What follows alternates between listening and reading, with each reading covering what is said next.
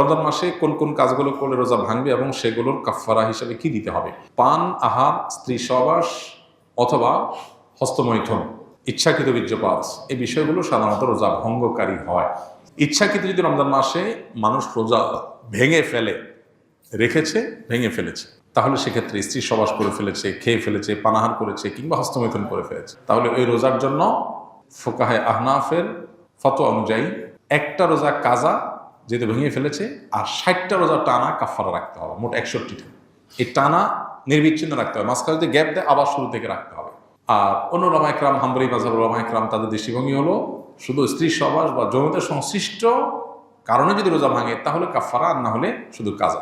তবে একটা হাদিস আছে, নবী সাল্লাল্লাহু আলাইহি ওয়াসাল্লাম বলেছেন, কেউ যদি রোজা রাখার পর ভেঙে ফেলে, সারা বছর রোজা রাখলেও ও রমজানের ওই রোজার পরিপূর্ণ মর্যাদা এটা রিকভার করা সম্ভব না। দায় মুক্তি হবে, কাজা এবং কাফারের মাধ্যমে দায় মুক্তি হবে, মর্যাদা একটা হাসিল হবে না। রোজা মানেই তো নিয়ন্ত্রণ। গোটা পৃথিবীতে যত অন্যায় হয়, এই অন্যায়গুলো মৌলিকভাবে যে কয়েকটা কারণে হয়, তার ভিতরে দুটি কারণ হলো মেইন। একটা হলো মানুষের ক্ষুণ্ণ বৃত্তির জন্য, আর একটা যৌন বৃত্তির জন্য। একটা হলো মানুষের যৌন চাহিদা পূরণ করার জন্য, একটা হলো পেটের চাহিদা পূরণ করার জন্য। মানুষ যত অন্যায় করে, এই জন্য রমজান এই দুইটাকে নিয়ন্ত্রণ করতে বলছে, পানাহার এবং যৌনতা। এগুলো যদি নিয়ন্ত্রণ করার ট্রেনিং নেয় মানুষ, তাহলে যেখানে সেখানে এগুলোর জন্য সে নিজের আদর্শ বিকিয়ে দিবে না। তো এই চেষ্টাটা আমাদের সর্বোচ্চ পর্যায়ে করা উচিত। এবং কাফফারা দেওয়া 60টা রোজা সহজ বিষয় না, টানা রাখতে হয়, এটা অনেক কঠিন কাজ। এই জন্য রমজানের রোজা যাতে কোনো অবস্থাতে বিনা ওজরে না ভাঙা হয়। হ্যাঁ, কেউ অসুস্থ হয়ে গেছেন, ভেঙে ফেলেছেন, তার কথা ভিন্ন। আমার একটি নবজাতক শিশু রয়েছে, আমি কি রোজা রেখে তাকে খাওয়াতে পারবো, বা রোজা না রাখলে কি সমস্যা হবে?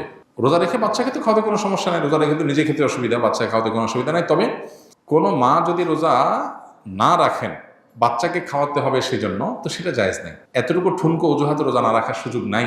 বাচ্চাকে আপনি খাওয়াবেন, দুধের বাচ্চা যদি হয়, দুধের বাচ্চা দুধ একটু কম পাবে, তাতে বাচ্চা মারা যাবে না। প্রয়োজনে আপনি দিনের বেলা একটু বেশি ঘুমিয়ে থাকেন বাচ্চা সহ, লাইফস্টাইলটা চেঞ্জ করেন, রাতের বেলা একটু বেশি সময় জেগে থেকে কাজ করেন, যাদের দিনের বেলাতে রোজা রাখার কারণে দুধ কম আসে। বিভিন্নভাবে আমরা এটা রিকভার করতে পারি, বিকল্প খাবারের ব্যবস্থা করতে পারি। হ্যাঁ, কোনো রাস্তা যদি না থাকে, মরণাপন্ন হয়ে যায়, আল্লাহ না করুক, এরকম রিস্ক করলে তখন রোজা না রেখে অন্য সময় রোজা রাখার সুযোগ আছে। আমার বাবা চোখের জেনা করে, মহিলাদের সাথে শয়তানি করে, এখন আমার করণীয় কি? আমার বাবাকে দেখলে ঘৃণা লাগে, তার সাথে কথা বলতে মন চায় না। খুবই দুর্ভাগ্যজনক এবং অত্যন্ত লজ্জাজনক একটা বিষয়। কত বিচিত্র এই পৃথিবী দেখেন, কত বাবা মা সন্তানকে বিপদগামিতা থেকে বাঁচাবার জন্য লড়াই করেন। আছে না অনেক বাপ মা, ছেলেটা নষ্ট হয়ে গেছে, পাগলের মতো অস্থির।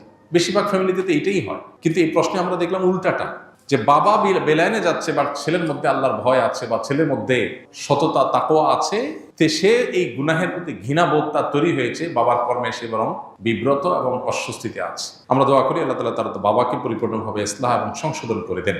যে ভাই প্রশ্ন করেছেন তাকে বলবো, বাবা মা এরকম আমাদের সিনিয়র কেউ যদি কোনো গুনাহে, কোনো অন্যায় লিপ্ত থাকে, খুব স্বাভাবিক আমাদের কষ্ট লাগবে। এই কষ্টের কোনো সীমা নাই, কিন্তু মনে রাখতে হবে দিন শেষে আমরা আল্লাহর গোলাম, আল্লাহর দেওয়ার সীমা আমরা ক্রস করবো না। বাবা যদি অন্যায় করে, বাবাকে আমি বোঝাবার মতো হলে আমি বোঝাবো, আর যদি এ অন্যায় নিয়ে আমি বোঝাবার মতো না হয়, তাহলে অন্য কাউকে দিয়ে বোঝাবো। মাকে বললাম, অন্য কাউকে বললাম। আমার বিভিন্ন প্ল্যান থাকবে, মসজিদের ইমাম সাহেবের সাথে একটু দোস্তি করে, খাতির করে তাকে দাওয়াতি কাজে লাগিয়ে দিলাম, যে আমার বাবার দিকে আপনি একটু মনোযোগ দেন, তাকে একটু দাওয়াত দেন।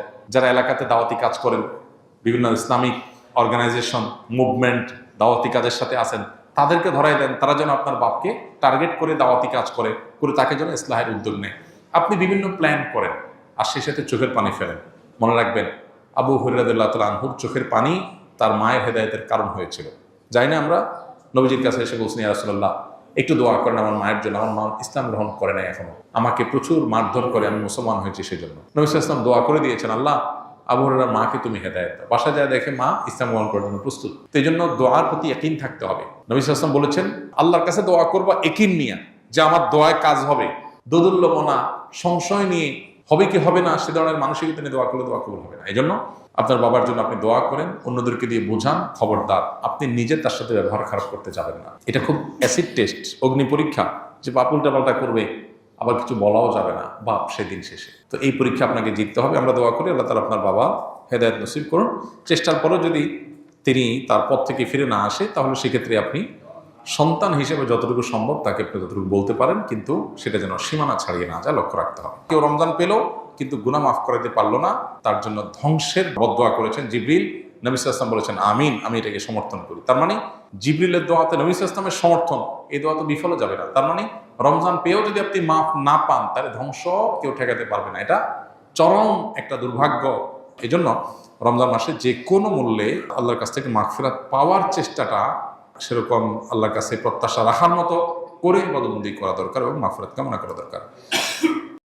আসুন্নাহ ফাউন্ডেশন, উম্মার স্বার্থে সুন্নাহর সাথে।